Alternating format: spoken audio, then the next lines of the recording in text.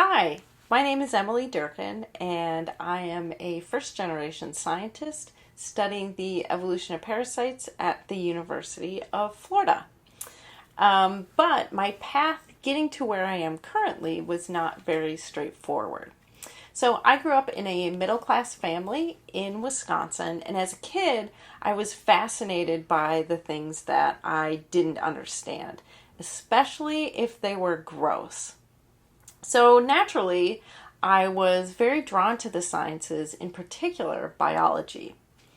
However, no one in my family or myself knew how to become a scientist. And unfortunately, there were many times where I felt like maybe I wasn't good enough to become a scientist. But after high school, I enrolled at a small university in the Midwest where I majored in clinical laboratory sciences. My family and I felt like this was maybe the best major for me because it was still science, but when I graduated, it had much more of a promise of employment within a hospital. And this type of employment was a much more tangible, understandable form of employment for my family and I. Unfortunately, I did not like the classes in my clinical laboratory sciences major. I especially did not like my phlebotomy course, in which my classmates and I had to practice drawing blood on each other. It was kind of horrific, and I always dreaded that day of the week. But also, I began to realize that the classes I was taking were teaching me skills to do a job.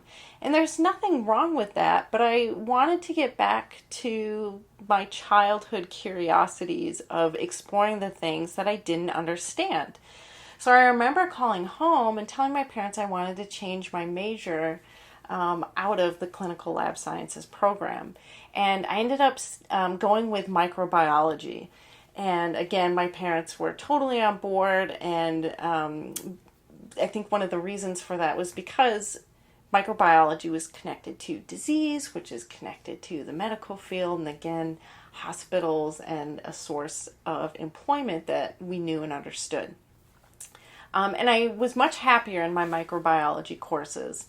And during my last year of college, I took a course on the evolution of animals. And in this class, we learned about how and where modern animals came from. And I fell in love. I loved it.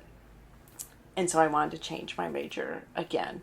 And I remember calling home and saying, I want to become an evolutionary biologist. And I remember my mom pausing and responding with, what does an evolutionary biologist do?